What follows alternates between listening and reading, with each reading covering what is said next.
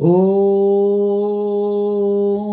अज्ञानतिमिरान्धस्य ज्ञानाञ्जनो शलाकया चक्षुरुन्मीलितं येन तस्मै श्रीगुरवे नमः।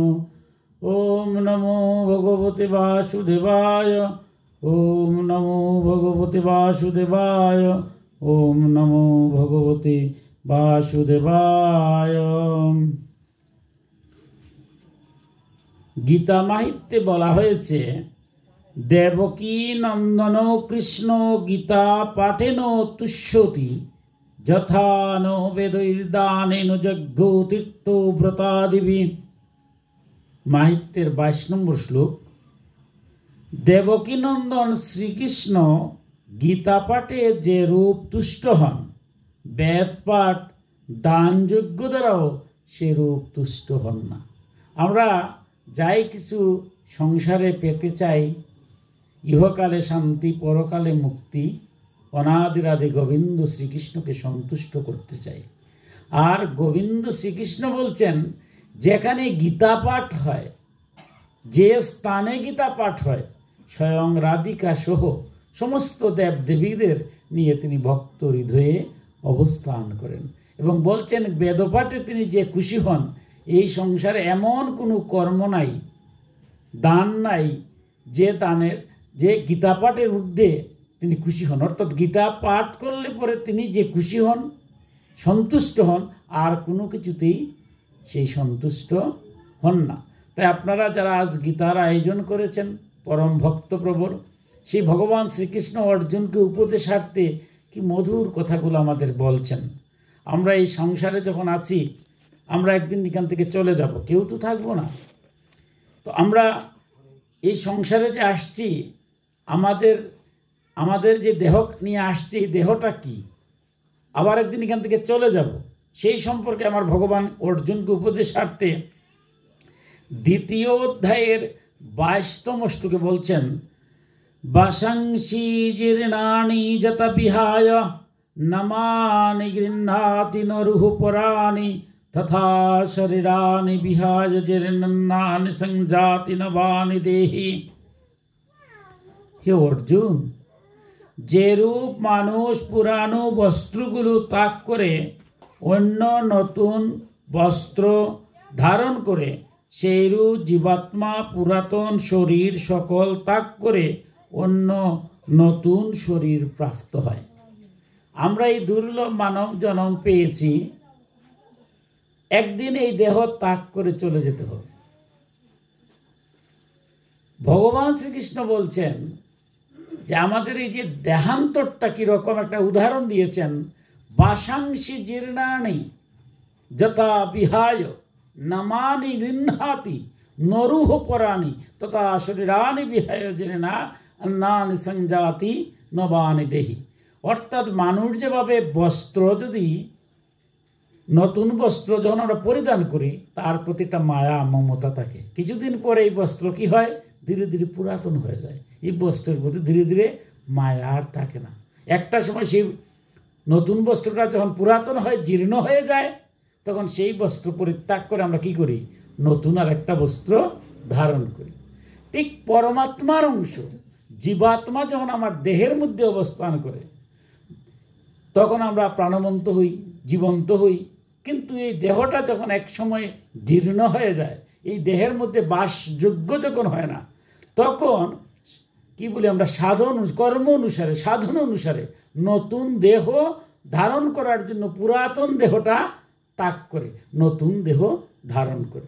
আমার সনাতন ধর্মে এই ক্ষেত্রে আবার 2টা ধারা আছে।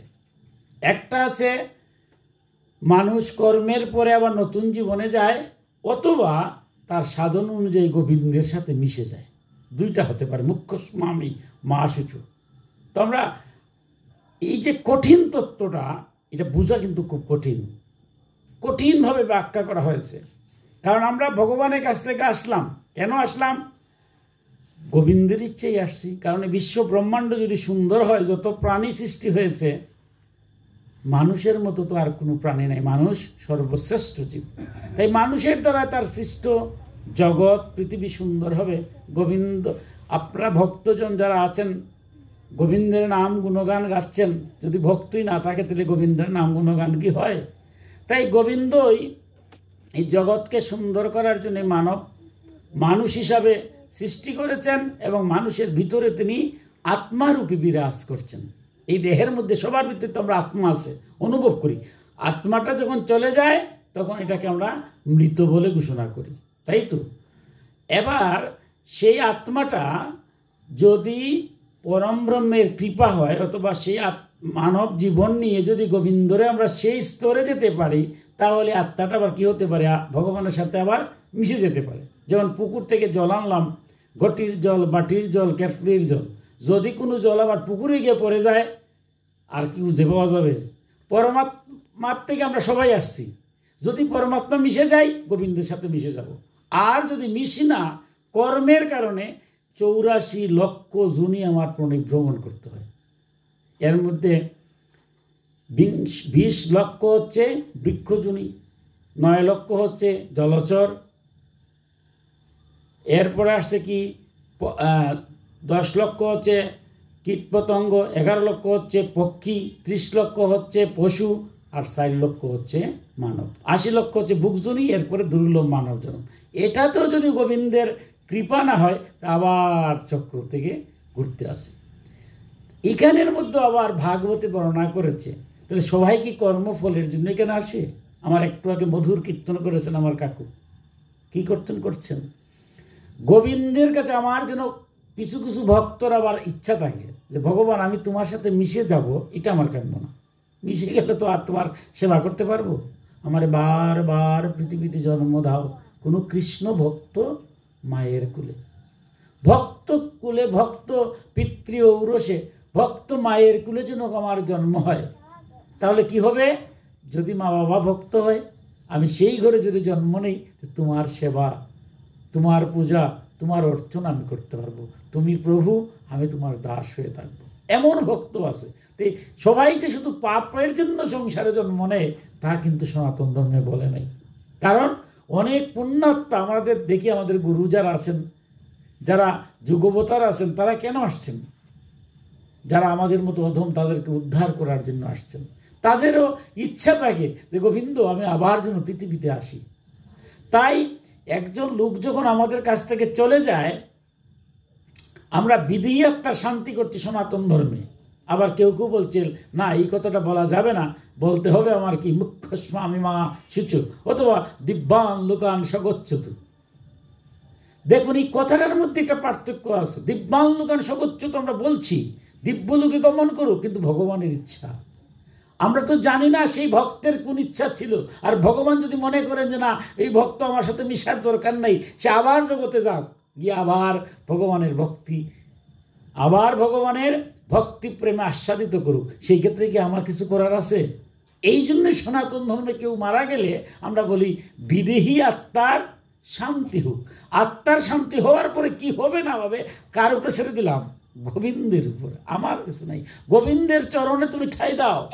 গোবিন্দ চরণে ঠাই দিলে কি হবে? উনার চরণে যদি কেউ ঠাই পায়, উনি তো ভালো বুঝে, উনি কি তার সাথে মিশাবেন না আবার পৃথিবীতে পাঠাবেন? এই জন্যই সনাতন ধর্মের যে গভীর তত্ত্ব কথাটা আমার জানতে হবে। জানলে আমাদের মধ্যে কোনো বিভেদ থাকবে না। এটাই নাম হচ্ছে জ্ঞান। তাই ভগবান বারবার বলছেন তুমি জ্ঞানী হও, ঝগড়া বিবাদ থাকবে না। তাই কি বলছেন অর্জুনকে, যে এটা যারা এক দেহ তোর হয়, এক দেহ থেকে যে আরেক দেহ চলে যায়, এটার জন্য সুখ করার কিছু নাই, এটা জগতের নিয়ম। গোবিন্দ তাকে আমরা আসছি সবাই অংশ হয়ে, যেদিন যাব পুণ্যে যাচ্ছি, পুণ্যের সাথে মিল হবে। তাই তিনি বলছেন যে বস্ত্র পুরাতনের মতো, এগুলা একের পর একটা পরিবর্তন হচ্ছে, পরিবর্তনই নিয়ম। এবার বলছেন নৈনং ছিদ্যন্তি শস্ত্রাণি নৈনং দহতি পাপক নো চেনম ক্রেদয়ন্তি আপো নো শুষয়তি মারুত। হে অর্জুন, এই আত্মাকে শস্ত্রাদি কাটতে পারে না, একে অগ্নি দগ্ধ করতে পারে না, একে জল আর্দ্র করতে পারে না, বায়ু তাকে শুষ্ক করতে পারে না। আমরা বাইরে থেকে যেটা মনে করছি, অন্তরে প্রবেশ করলে দেখা যায় আমার দেহের মধ্যে যে আত্মাটা আছে, এই আত্মাটাকে ছোঁয়া যায়? তাই তিনি কি বলছেন, এই আত্মাকে শাস্ত্রাদি যদি কোনো অস্ত্র দিয়ে ছেদন করা হয়, মানব দেহেরও ছেদন করা হয়, তার আত্মাকে ছেদ করা যায়? আত্মা কি ছেদ করা যায়?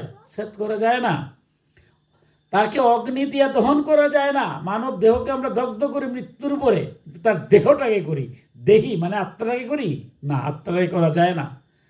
জল আর্দ্র করতে পারে না, জলের মধ্যে যদি ছেড়ে দেয় দেহটা নষ্ট হয়ে যেতে পারে, কিন্তু আত্মাটা জলেও কিছু করতে পারে না, এবং বায়ু শুষ্ক করতে পারে না। বায়ু দিয়া যদি আমরা শুকাইতে পারি, দেহ শুকতে পারে, কিন্তু আত্মাটা শুকায় না। অর্থাৎ আত্মার সাথে দেহর সম্পর্কটা কিরকম? এই দেহটা আমার আছে, কিভাবে দেহটা আসছে? ভগবানের ইচ্ছায় পিতৃ ঔরসে মাতৃগর্ভে যখন মাংসপিণ্ডটা হলো, তখন অনাদিরাদি গোবিন্দর পরমাত্মার অংশটা যখন আমার দেহের মধ্যে প্রবেশ করলো, তখন এটা প্রাণচঞ্চল্য ফিরে উঠলো। আমি জাগলাম, আমি বেঁচে উঠলাম, মাতৃগর্ভ থেকে পৃথিবীতে আসলাম। এই জগতে আমরা যে আসলাম, যা কিছু করছি সব দেহ। 5 বছর পরে আমার সনাতন ধর্ম মতে বিবেক হয়, ভালো মন্দ সব আমরা বুঝি। যতই আমি খারাপ কাজ করি, যদি বলে আমি না বুঝে করছি, ঠিক না, গোবিন্দ যেন আমার ভিতরে আছে না, ভালো কোনটা মন্দ কোনটা সব বুঝি, বুঝে আমার মনকে নিয়ন্ত্রণ করতে পারে না, বিধায় আমি পাপ কার্যে প্রবৃত্ত হই। এর জন্য কি ভগবান দায়ী? ভগবান আত্মা রূপে দেহের মধ্যে আছে, সব দেখতেছে। আমি তিলক দিলাম, মালা দিলাম, হিংসায় আমার শেষ। আপনারা বাইরেরটা দেখছেন তিলক মালা, ভিতরেরটা কি দেখতে পাচ্ছেন?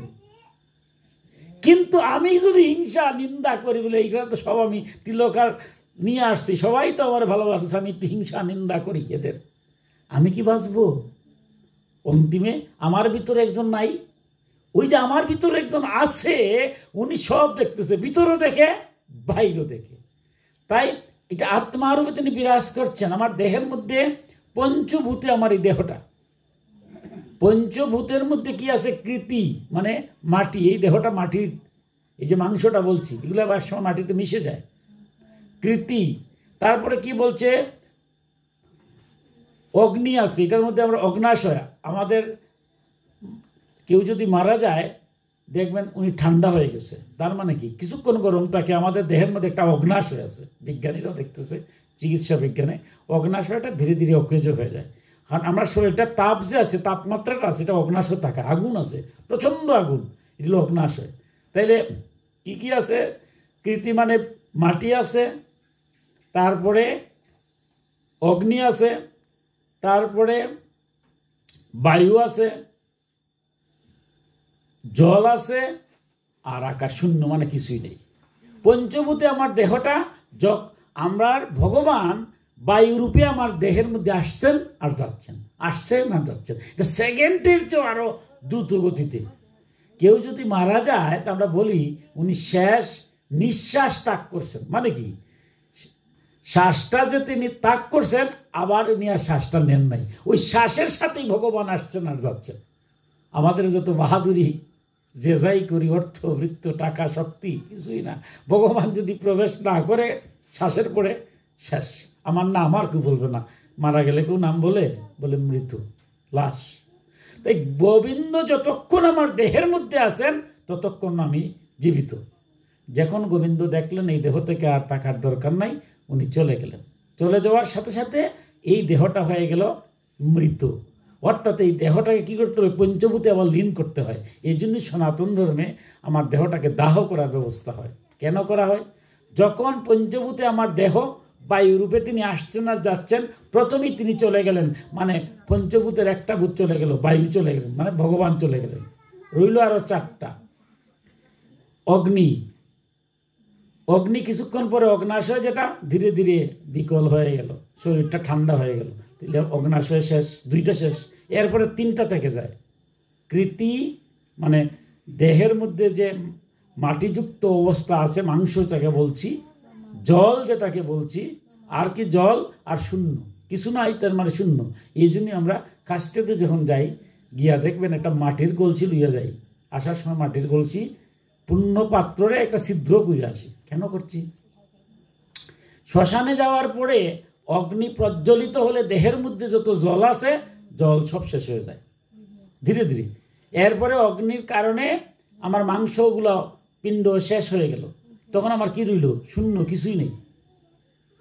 তাই একটা কলসি দেখবেন মানুষের, এটা আমরা কলসি দেখলেই যাতে মনে হয়, কেন এগুলো আমার সনাতন ধর্ম এগুলো কিন্তু রূপক ঘটনা, কিছু ঘটনাকে সাজানো হয়েছে যাতে আমরা এই সাধারণ জীবনযাপন যখন করি সব সময় যেন আমরা খেয়াল থাকে, আমরা যেন কোনো খারাপ কার্য করি না। কলসি দিয়ে মায়েরা পানি আনেন, সবের ঘরে ওই কলসি আছে, কলসি দেখলে যেন মনে পড়ে শ্মশান ঘাটের কথা। এই সংসারে মারা মারি, কাটাকাটি, হিংসা, নিন্দা, কত কিছু ঘটে। সারা বিশ্ব দেখুন আজকে যুদ্ধের দাবানল ঘটতেছে, কারণটা কি? একটাই, আমরা যদি একটা দিন বুঝতে পারতাম এই জগতে কাউরে আমরা কেউ মারবো না, কাউরে আমি হিংসা করব না, তাহলে কি ঝগড়া বিবাদ থাকে? কিন্তু না, আমি যে মারা যাব ওই কথাটাই আমি ভুলে যাই। সনাতন ধর্মে বলছে যারা যত বেশি মৃত্যু চিন্তা করে তার দ্বারা কোনো খারাপ কার্য হয় না। আমি যদি জানি যে 1 সেকেন্ডের মধ্যেই মারা যাব, আমি জানি না, সবাই কিন্তু জানি মারা যাব, কিন্তু উপলব্ধি করি না। আমি মনে করি আমি চিরস্থায়ী, চিরজীবন, যার জন্য আমি অপরাধে লিপ্ত হই। তাই শ্মশান ঘাটে একটা কলসি দেওয়া হয়, কারণ কলসটাতে তৈরি হয়েছে এটাও পঞ্চভূতি, মাটি দিয়ে কলস তৈরি করা হয়েছে না, তাহলে মাটি আছে। এটা আবার এটার মধ্যে জল ছাড়া কি কলস হয়েছে? এটার মধ্যে জল দিয়েই কলস তৈরি করা হয়েছে। তারপরে জল আর মাটি দিয়ে যখন এটারে আকৃতি আনা হয়েছে তখন এটার আগুন দিয়ে পুরানো হয়েছে, তার মাঝে এটা অগ্নি আছে। তারপরে এটা কি বায়ু দিয়ে এটারে শুকানো হয়েছে, কিন্তু এর ভিতরটা কি আছে? শূন্য। আমার দেহটা ঠিক সেই রকম। জল যখন পূর্ণ থাকে, জলপূর্ণ কলস, তখন আমরা ঘট বসাই না, গোবিন্দের পূজা করি না। ঘর থেকে যখন বাইর হব, আমার মায়েরা দেবেন দরজার সামনে একটা পূর্ণ পাত্র দেন, জল দেন। আগে দিতেন মাটির পাত্র দিয়ে, হয়তো মাটির পাত্র দেন না, বা একটা মঙ্গল। কিন্তু সেই ঘরটা যদি ছিদ্র হয়ে যায়, সেই ঘর দিকে আপনি পূজা করবেন, আর পূজা হবে না। ঠিক শ্মশান ঘাটে যখন পূর্ণ পাত্র দিয়ে আসলাম, যে আমরা সবাই পূর্ণ পাত্র, আমরা কিন্তু সব পূর্ণ পাত্র, কিন্তু যখনই ছিদ্র করে আসলাম, যে কোনো মুহূর্তে যদি ছিদ্র হয়ে যায়, এই পাত্র আর কেউ রাখে না। মানুষ মারা যাওয়ার পরে কেউ কি রাখে? তা আমার দেহটা থেকে যদি ভগবান চলে যায়, সাথে সাথে আমার দেহটাও ছিদ্র হওয়া পাত্রের মতো হয়ে যাবে। তাই বারবার যেন খেয়াল করি এই সংসার, ধর্ম, সমাজ, রাষ্ট্র, আমি যেন কখনো অন্যায়, অবিচার, অত্যাচারের সাথে যুক্ত হই না। ন্যায়, সত্য, ধর্ম থেকে কর্তব্য পালনে যেন আমি, জগৎ কল্যাণে যেন আমি সম্পৃক্ত হই। তাই এবার অর্জুনকে আবার কি বলছেন? ওতু ত্বেনম নিত্যজাতম নিত্যম মামন্যসেমৃতম তথাপি তম মহাবাহু নো এবং শুচিত মহর্ষি। আর যদি তুমি একে নিত্য জন্মরত আর নিত্য মরণশীল মনে করো, তথাপি হে মহাবাহু অর্জুন এই প্রকার সুখ করো না। কেননা জাত ব্যক্তির মৃত্যু নিশ্চিত এবং মৃতের নিশ্চিত জন্ম, সেই জন্য তুমি অপরিহার্য বিষয়ে সুখ করতে পারো না। অর্জুনকে লক্ষ্য করে এবার বিশ্ববাসীকে তিনি অমৃত কথা দিচ্ছেন, যে কেউ যদি সংসার থেকে চলে যায়, এর জন্য দুঃখ করে লাভ নেই। কারণ কি? আমরা সবাই তো ভগবানের অংশ, ভগবানের ইচ্ছা হয়েছে আমরা আছি। যদি ভগবান ইচ্ছা করে এখানে রাখবেন না, তাহলে বলছেন এই সংসারে যারা মারা গেছেন তারা আবার জন্ম নেবেন, গোবিন্দের ইচ্ছা দিয়ে আসবেন। আবার যারা জীবিত আছেন তারাও একদিন মারা যাবেন, কারণ জন্মিলে মরিতে হবে, মরলে আবার জন্ম হবে কর্মে। তাই বলিয়া আমরা এই সংসারে জন্ম মৃত্যুর চিন্তা না করে যতক্ষণ আমার দেহে প্রাণ আছে ততক্ষণ যেন আমি সৎকর্মে প্রবৃত্ত হই। আমার ঋষি রবীন্দ্রনাথ ঠাকুর কি মধুর ব্যাখ্যা করেছেন। বলছেন, যখন তুমি জন্মেছিলে ভবে, কেঁদেছিলে তুমি, হেসেছিল সবে, এমন চরিত্র করিতে হইবে গঠন, মরিলে হাসিবে তুমি, কাঁদিবে ভুবন।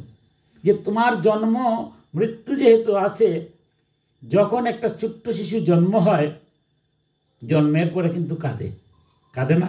ডাক্তাররা বলছে বর্তমান চিকিৎসা বিজ্ঞানে কাঁদতে হবে, যদি না কাঁদে বাচ্চারা সুস্থ না। আর সনাতন ধর্মের ব্যাখ্যা দিচ্ছে এই বাচ্চারা যে কাঁদে কেন জানেন? সমস্ত ব্যাখ্যা আছে ভাগবতে। বলছে আমরা যখন মাতৃ জঠরে আসলাম, পিতৃ ঔরসে মাতৃ জঠরে যখন আসলাম, মাতৃ জঠরে থাকা অবস্থা আমাদের কি যে দুর্ভোগ তার হিসাব নাই। অন্ধকারের মধ্যে আছি মাতৃ জঠরে। আমার মা কত কষ্ট করে আমার এই দেহটাকে যন্ত্রণা সহ্য করছেন, কিন্তু আমিও যন্ত্রণার মধ্যে আছি, অন্ধকার। তখন আমি অনাদিরাদি গোবিন্দকে কত প্রার্থনা করেছি যে হে গোবিন্দ, এই মাতৃগর্ভে থেকে আমাকে পৃথিবী দেখার একটু সুযোগ দাও। আর আমি যখন যাব তোমার পৃথিবীতে, তোমার নাম গুণগান সবসময় গাবো। আমি কোনো অন্যায় অবিচার কিছু করবো না। তোমার সৃষ্টি এই পৃথিবীটাকে যেভাবে সুন্দর হয়, কিভাবে সুন্দর হয় মানব কল্যাণ, মানুষের কল্যাণার্থে আপনি যে কাজ করবেন সেটার নাম ধর্ম। মানুষের অকল্যাণে যে কর্ম করবেন সেটার নামই অধর্ম। মাতৃজঠরে আমরা প্রার্থনা করেছি, গোবিন্দ তোমার এই সৃষ্টি জগৎকে অসুন্দর করার জন্য, অকল্যাণ করার জন্য আমার হাত পা চোখ মুখ চিন্তা কিছুই কাজ করবে না, তোমার মঙ্গলের জন্য আমি কাজ করব। মাতৃগর্ভে যখন আমি ছিলাম তখন আমার পূর্ব জন্মের কথা সমস্ত মনে থাকে। কারণ এখন আমরা দেখবেন কোনো ইউটিউব, আপনার তো বর্তমান যুগে ইউটিউব চালানো হয়, কোনো বাচ্চা জন্ম হওয়ার পরে বলে আমি অমুক জায়গায় জন্ম নিয়েছি, প্রায় দেখবেন। এটা বাস্তব, এখনও দেখা যায়। সে বলতে পারে এবং খোঁজ নিয়ে দেখা যাচ্ছে ঠিকই আছে। আমরা লোকনাথ ব্রহ্মচারীর জীবনী পড়ে দেখুন, তাকে বলা হয় কি ত্রিকালদর্শী, মানে তিনি পূর্ববর্তী 3 জন্মের কথা বলেছিলেন যে আমি এই জন্মের আগে, লোকনাথ ব্রহ্মচারী বলছেন আমি অমুক জায়গায় জন্ম নিয়েছি, সুরাবর্ণ দিয়েছেন। এর আগের জন্ম আমি এখানে ছিলাম, এর আগের জন্ম ছিলাম। সবাই তৎকালীন সময় হেঁটে হেঁটে গিয়ে পরীক্ষা করছে যে আসলে কি সত্য, দেখছে ঠিক আছে। তখন তো আর মোবাইলের যুগ ছিল না, কিন্তু যেভাবে বর্ণনা দিয়েছেন, যে স্থানে বর্ণনা দিয়েছেন, সমস্ত কিছু মিলে গেছে। এত বছর আগে তিনি ঠিকই মারা গেছিলেন, এত বছর আগে তিনি মারা গেছিলেন। এর লেগে লোকনাথ ব্রহ্মচারীর নামের আগে লেখানো হয় ত্রিকালদর্শী, 3টা কাল জানতেন। মাতৃগর্ভে থাকা অবস্থায় আমরা এগুলো খেয়াল হয়, সব ভগবান স্মরণ করে দেন যে কোন জন্মে আমরা কি করেছি, পাপ করেছি না পুণ্য করেছি, সব মনে থাকে। মনে থেকে আমার আক্ষেপ হয় যে এইটা জন্ম পেলাম, আবার দুর্লভ মানব জন্ম, এবার গোবিন্দ তোমারে আর বলবো না। কিন্তু যখনই মাতৃ জঠর থেকে পৃথিবীতে আসলাম, আসার সাথে সাথেই পৃথিবীর যখন আলো বাতাস ঢুকলো, সাথে সাথে প্রথমে কি হয়, স্মৃতিভ্রম, সব ভুলে গেছি। ভুললে গিয়া একটা চিন্তার মধ্যে আমি আসি, হঠাৎ সব ভুলে গেছি। এখন কি হবে, এই ছেলের সন্তানটা কি করে কেঁদে উঠে, মানে সে জগতে একটা জিনিস চিন্তা করছিল, যখনই জগতে আসলো এবার সব ভুলে গেছে, বইয়া কি করতেছে, কাঁদতেছে। তাই অর্জুনকে বলছেন, হে অর্জুন, এই সংসারে যখন আসছে যারা, তুমি প্রতিজ্ঞাটা ভুলে গেছো, অসুবিধা নেই, তুমি তো জ্ঞানী হয়েছো, হয়তো তুমি জানো। তাই মৃত্যু জন্ম এগুলো নিয়ে চিন্তা না করে জগতে যারাই জন্ম নিয়েছে সবাই কি করো, কর্মে প্রবৃত্ত হও। এই সংসার কল্যাণের জন্য, মঙ্গলের জন্য তোমার যে কর্তব্য কর্ম আছে, সেই কর্তব্য কর্মের প্রতি তুমি সচেষ্ট হও। তাই অর্জুনকে কি দিয়েছেন উপরে দেখুন ধীরে ধীরে, কর্মণ্যবাদিকারস্তে মা ফলেষু কদাচন কর্ম ফল হেতুর ভূমাতে সঙ্গস্তু কর্মণি। এবার বলছেন কর্মেই তোমার অধিকার, কর্ম ফলে নয়, ফল আশা ত্যাগ করো, কর্ম যেন রয়। এবার ভগবান অর্জুনকে উপদেশার্থে বলছেন যে তুমি জগৎ কল্যাণে কর্মে প্রবৃত্ত হও, কিন্তু কাজের ফলের চিন্তা করো না। এখন এটা বলবেন যে ফলের চিন্তা যদি আমি না করি আমি কর্ম করে লাভ কি? এইখানেই তো অশান্তিটা। অশান্তির মূল কারণ হচ্ছে ফল লাভ করা। আমি কাজ করে যাচ্ছি, যা দিবেন আমি কাজ করব না, ভগবান কিন্তু বলছেন না, কর্ম করতে হবে। আমার যে দায়িত্ব আছে, যে কর্তব্য আছে, এই কর্তব্য থেকে যেন আমি বিচ্যুত না হই না। কর্তব্য করে যাব, তার বিনিময়ে আমি পাবো। এই বিনিময়টা যখন চাবেন তখনই ওর শান্তি। আমি এখন ভাইয়ের লাগে আমি অনেক কিছু করলাম, মনে মনে ভাবলাম ভাই বড় হয়ে আমারে অনেক খাওয়াবে, দেখা গেলো ভাই আমাকে খাওয়াচ্ছে না, এই তো আমার দুঃখটা বেড়ে গেল। কিন্তু গোবিন্দ কেন বলছেন তুমি ভাইয়ের প্রতি আমার দায়িত্ব, এটা আমায় করতে হবে। সে আমারে করলো কিন্তু তার দায়িত্ব, সে যদি দায়িত্ব না করে, কিন্তু আমি যদি দায়িত্ব পালন করি, আমার ভাইও হয়তো না দেখবে না, আরেক ভাই সৃষ্টি হয়ে যাবে, সে দেখবে আরেক দিকে আমার উপকার করেছে। সুতরাং আমি যদি এই চিন্তা করি, কারো কিছু করার আগে চিন্তা করি যে পাবো কিভাবে, তাহলে আমার দুঃখ, কারণ সংসারটা তো সমান নয়, সবাই কি সমান, দুঃখের আর পারাপার থাকবে না। তাই ধীরে ধীরে অর্জুনকে জ্ঞান তত্ত্বে নিয়ে যাচ্ছেন, কর্মতত্ত্ব থেকে জ্ঞান তত্ত্বে বলছেন। তাই তুমি কাজ করো, কর্মে তোমার অধিকার, কর্ম বাদ দেওয়া যাবে না। দেখুন কত কঠিন কথা। আমি বলছি যে আমি মানব জন্ম নিলাম, কাজ কাম সব বাদ দিলাম, দিয়া গোবিন্দ গোবিন্দ জপ করলাম, সংসার ত্যাগ করলাম, সন্ন্যাসী হয়ে গেলাম, কিন্তু গোবিন্দ কিন্তু এই পারমিশন আমাকে দেন নাই। গীতা আমরা বলছি, গীতায় কি বলছেন, পঞ্চম অধ্যায়ে গিয়া অর্জুন বলছেন তুমি কর্ম ত্যাগ করা এবং কর্ম করা, এই দুইয়ের মধ্যে শ্রেষ্ঠ কোনটা? আমি জন্মিলাম, মোটামুটি বুঝলাম, এবার আমি সংসার ত্যাগ করে চলে গেলাম, বনে চলে গেলাম, অথবা হিমালয়ে চলে গেলাম। গোবিন্দ তোমারে যদি আমি ডাকি, তো তুমি তো বলছো তুমি আমার ডাক শুনবা। বলছে হ্যাঁ শুনবো। তাইলে সংসারে তাকে লাভটা কি, সংসার ত্যাগ করে চলে যাই? পঞ্চম অধ্যায়ে গিয়ে বলছেন না, কিন্তু গোবিন্দ বলছেন অর্জুন তো কম না, আমাদের হয়ে বলছেন কর্ম করা এবং কর্ম না করা, এই দুইয়ের মধ্যে কর্ম করাটাই শ্রেষ্ঠ। অর্থাৎ আপনারা যারা সংসারে জীব, সংসারকে বলছেন শ্রেষ্ঠ। যারা সংসার ত্যাগ করেছে এরা শ্রেষ্ঠ নয়, কথাটা বুঝতে হবে। সংসার ত্যাগ করেছে যারা, ভগবান লাভ হবে, কিন্তু কঠিন, এটা সোজা না। শুধু সন্ন্যাসীর ভ্যাগ ধরলে কি সন্ন্যাসী হওয়া যায়? শল্য উপনিষদে আছে যে সন্ন্যাসী হবে শ্রাদ্ধ করে, নিয়ম রাখতে হবে। অর্থাৎ আমি যদি আর সন্ন্যাসী হতে চাই, তা আমার শ্রাদ্ধটা আমি করবো। আচ্ছা দেখুন এর অর্থটা কি, সনাতন ধর্মে বুঝতে হবে। আমি যদি আমার শ্রাদ্ধ এখন করি, তার মানে কি আমি মৃত। এরপরে যদি এই বাড়িতে আসি আমি, কেউ কি আমার মতো আগের মতো দেখবে? বলবে ভূত হয়েছে। ভূত হইবে না? যেমন আমার বাবা মারা গেছেন বেশ আগে, হতভাগা আমি।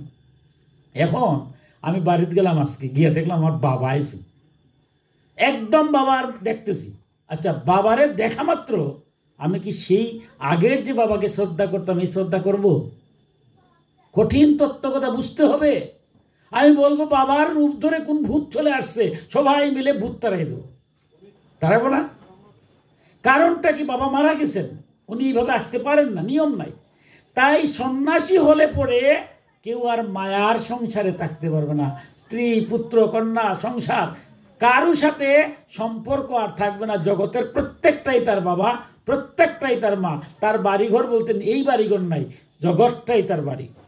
কোনো আশা নাই, কোনো আকাঙ্ক্ষা নাই, কোনো কিছু পাওয়ার আকাঙ্ক্ষা নাই। আমার মহাপ্রভু সন্ন্যাসী হয়েছেন জগৎকে শিখাবার জন্য।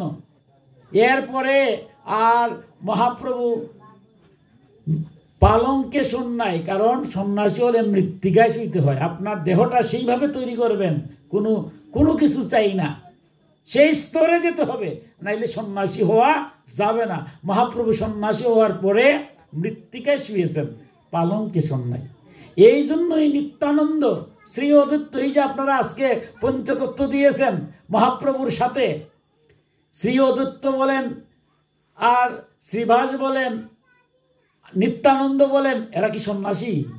সংসারটা কি একজনও না। এরা যাইতে চাইছিলেন মহাপ্রভু চৈতন্য চরিতামৃতে গিয়ে দেখবেন, ব্রহ্মবৈবর্ত পুরাণের শ্লোক দিয়ে বলছেন কলিকালে সন্ন্যাস নিষিদ্ধ। কেন? কারণ সন্ন্যাসীর ভ্যাগ ধরে যদি আমার মধ্যে আশা আকাঙ্ক্ষা এগুলো থেকে যায়, আরো বিপদ হবে, মহাসংকট হবে। রাবণও তো সন্ন্যাসী হয়েছিল, আকাঙ্ক্ষা শেষ হয়েছে, সব অংশে বিনাশ হয়েছে। নিত্যানন্দকে বলছে দরকার নাই, আমি শেষ সন্ন্যাসী কলির, সংসার ধর্ম থেকে স্ত্রী পুত্র কন্যা পিতা মাতা সমাজ সবাইকে নিয়ে এই জগৎকে তুমি সুন্দর করো, সমস্ত কাজের মধ্যে গোবিন্দকে ডাকো। কারণ শ্রীকৃষ্ণ নিজেও সংসারী ছিলেন, সংসারী নাই। তিনি যে জগৎকে শিখাবার জন্য দাপর যুগে পূর্ণ ব্রহ্মরূপে আসলেন, তিনি কি সন্ন্যাসী হয়েছেন? তার স্ত্রী ছিল, পুত্র ছিল, দ্বারকা রাজা ছিলেন না? রাজা ছিলেন। যুধিষ্ঠির সশরীরে স্বর্গে গিয়েছেন, তিনি কি ছিলেন? গারস্থ আশ্রমে ছিলেন। রামচন্দ্র কে ছিলেন? সংসারী ছিলেন। জনক কে ছিলেন? তিনিও সংসারী। ব্যাসদেব সমস্ত কিছু সনাতন শাস্ত্রে লিখেছেন, তিনিও সন্ন্যাসী। আবার তার পুত্র সুখদেব গোস্বামী, যিনি ভাগবত বর্ণনা করেছেন, লিখেছেন কিন্তু ব্যাসদেব, কিন্তু ভাগবত বিশ্লেষণ করেছেন কে? পরীক্ষিত মহারাজকে সুখদেব। তিনি ছিলেন আবার সন্ন্যাসী, সংসার ত্যাগী। কিন্তু সুখদেব কিরকম? সংসারে জন্মের পরেই তিনি সংসার ত্যাগ করে চলে গিয়েছিলেন। সেই সুখদেব গোস্বামীও বিপদে পড়েছিলেন। কত কঠিন! ভাগবতে যখন যাবেন, এই যে সংসার ধর্মটা কত, আপনারা যারা সংসার ধর্ম করে গোবিন্দের সেবা করছেন, আজকে যিনি নাই, সংসার ধর্ম করে গোবিন্দকে তিনি ডেকেছেন, আজ তাই নাই, গোবিন্দ তার অবশ্যই ঠাই দিবেন। সেই সুখদেব গোস্বামী যেদিন সংসার ত্যাগ, জন্মের পরে তিনি সংসার ত্যাগ করেছিলেন। এই সংসারের মধ্যে তো সাধারণ ঘটনা কি? আপনারা ভক্তের জন্য সংসারটা খুব সহজ, আমার মতো অদমের কি সংসার তো সুজা? ঘুম থেকে উঠলেই পিতায় পুত্রে যুদ্ধ, স্বামী স্ত্রী যুদ্ধ, শাশুড়ি বউয়ে যুদ্ধ, পাড়া প্রতিবেশী যুদ্ধ, রাষ্ট্রের যুদ্ধ, আন্তর্জাতিক যুদ্ধ। ঘুমাইলে বড় শান্তি নাই। শান্তিকে তো সুজা নাকি? কঠিন। কিন্তু আপনারা ভক্ত, এই যে বলছেন কতটা কত কঠিন, সমস্ত কিছু আমার উপর সমর্পণ করে, কর্মণ্য বা অধিকার হস্তে, এগুলা চিন্তা করে নাই। চিন্তা করলে কি হবে? ঘুমই হবে না। গোবিন্দের কাছে দেওয়া দেবো, গোবিন্দ যেটা ভালো তাই করবেন। আপনারা এই চিন্তা করেন বললেই আপনাদের মধ্যে কোনো শান্তি নেই। এবার যখন সুখদেব গোস্বামী সংসার ত্যাগ করে চলে যাচ্ছেন, ব্যাসদেব পিছে পিছে যাচ্ছেন, যে পুত্র, এত সাধনা করে তোমার আমি পুত্র পেলাম, আর তুমি আজ সংসারের প্রতি এত ঘৃণ্য দেখিয়ে। সুখদেব গোস্বামী দেখলেন এই সংসারে থাকার মতো জায়গা নাই। সংসারে থাকা কি এত সুজা? আমার মহাপ্রভু কি বলছেন? সংসারে যদি থাকতে হয়, তৃণাদপি সুনিচেন তরুরী ভাস বিষ্ণুনা অমানেনা মানতেন কীর্তনা সদাহরি। তার ব্যাখ্যা আবার সুখদেব গোস্বামী করেছেন ভাগবতে। দেখুন কত কঠিন তত্ত্ব কথা। যে সুখদেব গোস্বামী সংসার ত্যাগ করেছেন, তিনি যে ভাগবতের ব্যাখ্যা করছেন, সব সংসারী জীবের। ভাগবতে কোনো সন্ন্যাসীর গল্প নাই। ভক্ত ধ্রুব কে? আপনারা মতো সংসারী, সংসার ধর্ম করে গোবিন্দ তাকে স্থান দিয়েছে। ভক্ত জামিল সংসারী, ভক্ত প্রহ্লাদ সংসারী, ভক্ত পিতু সন্ন্যাসী। এই যে 18,000 শ্লোক ভাগবতে, যেটার ব্যাখ্যা করলেন সুখদেব গোস্বামী, একজন সন্ন্যাসী, কিন্তু যত ভক্তের বর্ণনা দিলেন ভাগবতে 18,000 শ্লোকে, সব হচ্ছে আপনার মতো সংসারী। সংসার ধর্ম পিতা পুত্র কন্যা সব রেখে তার মধ্যে থেকে গোবিন্দের নাম নিয়ে তারা শ্রীহরির কাছে পৌঁছেছেন। গোবিন্দ যখন তার দেহত্যাগ হয়েছে, গোবিন্দর দূত এসে তাদেরকে নিয়ে গেছে। এই তো ভাগবত। ভাগবত কি বর্ণনা? সব গৃহস্থ। সেই সুখদেব গোস্বামী কিন্তু সংসারের প্রতি বিশ্রদ্ধ। সংসার তো সুজা না। মহাপ্রভু যে বলছেন তৃণের মতো কেন থাকতে হবে, ঘাসের মতো, ঘাসকে উড়ে গেলেও ঘাস বয়ে না। যারা ভগবানের নাম গুণকীর্তন করে, যারা ধার্মিক, এরা কেউ তো সুজা নাকি? কত কষ্ট পায়, কিন্তু এরা তৃণের মতো হতে হবে, গাছের মতো সহ্যশীল হতে হবে। নিজের সম্মান কখনো চাইলে হবে না, কিন্তু জগতের সবরে কৃষ্ণ জ্ঞানে সম্মান দিতে হবে। আপনি যখন ভক্ত, আপনাকে কতভাবে যে আমি অপমান করবো তার সীমা নাই, কিন্তু ভক্ত তো আপনি অপমানগুলো গায়ে রাখেন না। কিন্তু আমাকে আবার অপমান করেন না যে আমার ভিতরে তো ভগবান আছে। সেই স্তরে যাওয়া, সেই স্তরে যাওয়া। তাই যখন তিনি চলে যাচ্ছেন, ব্যাসদেব বলছেন, পুত্র তুমি মাত্র জন্ম নেওয়ার পরেই তুমি চলে যাবে? যে না, এই সংসারে আমার থাকার দরকার নেই। বাবারে বাবা, এর যে কঠিন সংসার, আমি চলে যাবো। তো ব্যাসদেব ধীরে ধীরে, পুত্র তো নিজের পুত্ররা সংসার ত্যাগ করে চলে যাচ্ছে, এটা কি ভালো লাগে নাকি? ব্যাসদেব পিছনে পিছনে যাচ্ছেন, তো কিছুদিন যাচ্ছেন, এই সুখদেব আবার তাকে দেখছেন, বাবা আসতেছে পিছিয়ে দিয়ে, কিছু বলছেন না। বলছে ঠিক আছে, কিছু দূর আসুক, এরপরে তোমার চলে যাবে। যাইতে যাইতে একটা পুকুরের কাছে গেছেন, গিয়া দেখেন অপ্সরা যারা, তারা স্নান করছে, মেয়েরা স্নান করতেছে। তো স্বাভাবিক, মেয়েরা যখন স্নান করে পুরুষ লোক যখন দেখে, তারা তো সংকুচিত হয়। ব্যাসদেব দেখছেন, এবং সুখদেব গোস্বামী কি ছিলেন? উলঙ্গ, তিনি কাপড় পর্যন্ত পরতেন না। তার সমস্ত অঙ্গ, যারা যারা কৌপিন পরতেন, লজ্জা নিবারণের জন্য সামান্য একটু কাপড় থাকতো। আমার যারা যারা সন্ন্যাসী, তার ধরনটা কি দেখেন, বুঝতে হবে। আমার মতো সুন্দর পোশাক পরে যাওয়া যাবে না, শুধুমাত্র কৌপিন থাকবে, লজ্জা নিবারণের জন্য কোনো দেহের মধ্যে কাপড় নাই, তো কৌপিন পরিধান অবস্থায় যে আছে তা আরো লজ্জা লাগে। স্নান করতেছে মেয়েরা, সুখদেব গোস্বামী যাচ্ছেন, তারা সুন্দর আনন্দে স্নান করছে। হঠাৎ দেখতেছে পিছন দিকে তাকাইয়া ব্যাসদেব দেখি তারা সংকুচিত হয়ে গেছে, সবাই লজ্জিত হয়ে গেছে। ব্যাসদেব দেখুন এখান থেমে গেলেন, ছেলের পিছে পিছে যাচ্ছেন না, প্রতিটা ঘটনার যে বিষয়টা দেখুন। এখানে যখন দেখছেন, এখানে ঘটনা কি, আমার ছেলে প্রায় উলঙ্গ অবস্থায় এই দিক দিয়ে গেল, মেয়েরা আনন্দে স্নান করতেছে, কোনো সংকোচ নাই। আর আমার বয়স হয়েছে, বৃদ্ধ হয়েছে, তার বাবা আমি, আমার দেহের মধ্যে সুন্দর পোশাক আছে, আমারে দেখে তারা সব সংকুচিত হয়ে একেবারে লজ্জা লাল হয়ে গেছে। ওই তিনি দাঁড়ালেন, যে ঘটনাটা বুঝতে হবে। ওই তো উনি দাঁড়াইলেন, আর ওইদিকে সুখদেব ধীরে ধীরে সংসার ত্যাগ করে চলে গেছেন। এবার মেয়েদেরকে বলছেন যে মা, তোমরা তো আমার মেয়ের মতো, আমার বয়স হয়েছে। আমি অবাক লাগলাম, বুঝতে পারলাম না জগতের নিয়ম। দেখুন ব্যাসদেবের মতো ঘটনা, যে আমার ছেলে প্রায় উলঙ্গ অবস্থায় ওই দিক দিয়ে গেল, আমি খেয়াল করলাম যখন আমার ছেলে যায় তখন তোমরা আনন্দ স্নান করতেছ, ঠিক আছে, কিন্তু আমারে দেখা মাত্র তোমরা সংকুচতা করতেছ। তখন অস্পররা বলতেছে, দেখুন মনিবর, আপনি সংসারে আছেন, আপনার লজ্জা আছে, আপনার দেহ নিয়ে আপনার চিন্তা ভাবনা আছে, কিন্তু আপনার যে পুত্র, সে তো তার সে যেদিকে গেছে একবার তাকাইছে না, তাকাইলেও হে তাকায় না, হে তো অনাদির আদি গোবিন্দের সাথে যুক্ত হয়ে গেছে। তার কাছে লজ্জাই কিতা, সরমই কিতা। এই যে ছেলে, আপনার যে ছেলে, এটা তো সাধারণ ছেলে না, সেই স্তরে গিয়েছে, বিশ্ব ব্রহ্মাণ্ড দেখতেছে ভগবান। আমি যদি সেই স্তরে যেতে পারি, যে আমার ভিতরে ভগবান আছেন, কার ভিতরে ভগবান নাই, সবই তোমার সামনে ভগবান, ভগবানটা দেখতেছি, কেন দেখার কি হলো। কিন্তু এই স্তরে যাওয়া তো সাধারণ জিনিস নয়। তাই আপনার ছেলে যখন এই দিক দিয়ে গেছে, আমরা দেখতে পাচ্ছি উনি তো ওই স্তরে চলে গেছে, তাই আমরা লজ্জা করি নাই। কিন্তু আপনি যতই জ্ঞানী হন, আপনার তো সংসারে আছেন, আপনার লজ্জা নিবারণ, এখন আমরা কাপড় পরতেছি, আপনিও কাপড় পরতেছেন, লজ্জা আছে, এই জন্য আমরা সংকুচিত হয়েছি। এবার ব্যাসদেব চিন্তা করলেন, সর্বনাশ, তাইলে তো আমার ছেলেরা আটকাই ফেরার দরকার নাই, আমি তো বুঝে ফেলছি এই স্তরে যাওয়া সম্ভব না।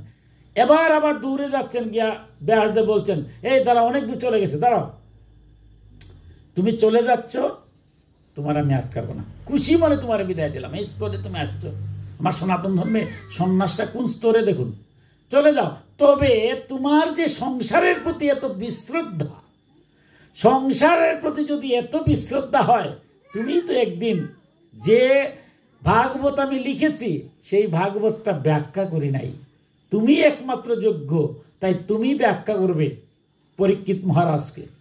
তবে তুমি সংসার ধর্ম জানাটা দরকার, তুমি সন্ন্যাসী হয়েছ, সংসার ধর্ম যে কি কঠিন ধর্ম, এটা যদি না জানো, তো সন্ন্যাস ধর্মে গিয়েও সেই ভাগবত বুঝাইতে গিয়ে তোমার সমস্যা হবে। তোমার যেদিন ভালো লাগে, একটা দিন আমার কাছে আসছো। বহু গুরু আছে যার কাছ থেকে কিছু শিখি, তাই গারস্থ আশ্রমের একজন গুরুর কাছ থেকে তুমি শিক্ষা নিতে হবে।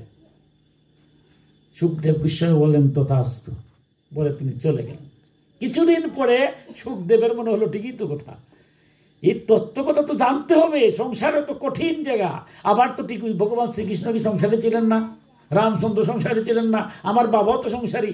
ব্যাসদেব যদি জন্ম না দিত, ব্যাসদেব যদি সংসারে না হতেন, তাহলে কি সুখদেব আসতেন? আজকে যারা সন্ন্যাসী হয়েছেন, যারাই যে স্তরে গিয়েছেন, তারা মা বাবা যদি গৃহস্থ ধর্ম, গারস্থ ধর্ম পালন না করতেন, তারা কি মনুষ্য জন্ম আসতে পারতেন? এবার সুখদেব গোস্বামী চিন্তা করলেন, না ঠিকই কথা, গারস্থ আশ্রম জানতে হবে। তাই তিনি তার বাবার কাছে আসছেন। একদিন বাবার কাছে এসে বলছেন, বাবা, তুমি তো যাওয়ার সময় বলছিলে গারস্থ আশ্রমটা জ্ঞান নেব, তাই আমাকে একটু গারস্থ আশ্রমের জ্ঞান গুরুর কাছে নিয়ে আসলো। বলছেন, বাবা ঠিক আছে, তবে গারস্থ আশ্রমের তত্ত্ব কথা আমি তোমার ব্যাখ্যা করতে পারবো না। সুখদেব মনে মনে বললেন, আমার বাবা বেদ সংকলন করেছেন, 18টা পুরাণ করেছেন, 18টা উপপুরাণ করেছেন, স্মৃতি করেছেন, সনাতন ধর্ম সবই তো ব্যাসের।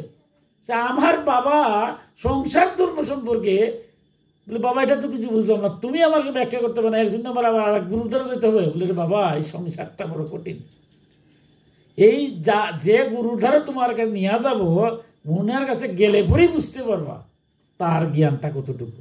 কারণ এই সংসারে কে যে কোন স্তরের আমরা কি বুঝি না। বাইরে থেকে কেন হয়তো একজন আসছে, কেউ দেখতেছি না, কিন্তু হ্যাঁ হয়তো গোবিন্দ ডেইলি দর্শন করে, আমি দেখি না। তাই আমার মহাপ্রভু কি বলছেন, যত্র যত্র নেত্র পরে তত্র তত্র কৃষ্ণ স্ফুটে। তোমার চোখ যেখানে যাবে এখানে যেন কৃষ্ণ দর্শন। কেউরে ছোট করা যাবে না, কাউর অপমান করা যাবে না, কোন স্তরে দেখে বোঝা যাবে না, প্রত্যেকের যেন কৃষ্ণ দর্শন হয়। সবাইকে প্রতি ভগবান আছেন, এই স্তরে যেতে হবে। এবার কি করলেন, সুখদেব গোস্বামীকে নিয়ে চলে গেলেন গুরুর কাছে সংসার তত্ত্ব জানার জন্য। যার কাছে গেলেন, গিয়ে জানলেন সুখদেব যে উনি একজন রাজা, রাজধর্ম। আমরা যে সংসারে আছি, যে বলছেন কর্মণ্যেবাধিকারস্তে, কথাটা কত কঠিন। কর্মেই তোমার অধিকার, কর্ম ফলে নয়। গীতার যে কথাগুলা, এক একটা শ্লোকের ব্যাখ্যা কি এমনি কি আর 4 লক্ষ শ্লোক শুধু পুরাণের মধ্যেই আছে, 18টা পুরাণে। এটা তো সমস্ত উপনিষদের সারবস্তু গীতা। আর এখান থেকে একটার পর একটা ব্যাখ্যা করতে করতে 4 লক্ষ শ্লোক হয়েছে পুরাণে। এই যে কর্মণ্যবাদী, কর্মেই তোমার অধিকার, কর্ম ফলে নয়।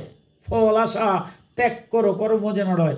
যে যে কর্মে আছে, আমি শিক্ষক, আমি ডাক্তার, আমি ইঞ্জিনিয়ার, আমি কৃষক, আমি শ্রমিক, আমি রাজা, আমি প্রজা, প্রত্যেকেরই একটা কর্ম আছে। কর্ম আছে না প্রত্যেকের? আমি পুত্র, আমি কন্যা, আমি পিতা, আমি মাতা, আমি ভাই।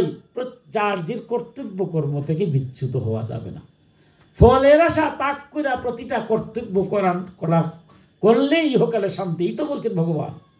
তাই সুখদেব গোস্বামীকে বলছেন, সুখদেব যে তোমার যার কাছ থেকে তুমি শিক্ষা নেবে গুরু, উনি তো রাজা, রাত্রে আসছি, রাজা তো প্রজার মঙ্গল করবে, প্রজার মঙ্গলই সব কিছু।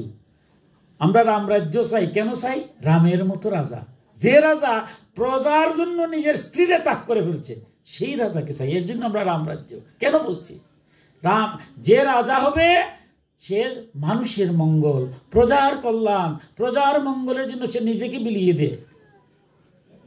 তাই বলছে তুমি যার কাছ থেকে নেবে, রাজধর্ম পালন করছেন, রাজা, অতএব রাজা তো প্রজার মঙ্গল। অনেক রাত হয়ে গেছে, তুমি সন্ন্যাসী, পূর্বে উঠবা, বাজে গেছে 12টা 1টা, উনি কোন সময় আসবে ঠিক নাই, অত তুমি আজকে ঘুমিয়ে পড়ো, ভোরবেলা তুমি উঠলে পরে তার সাথে কথা হবে।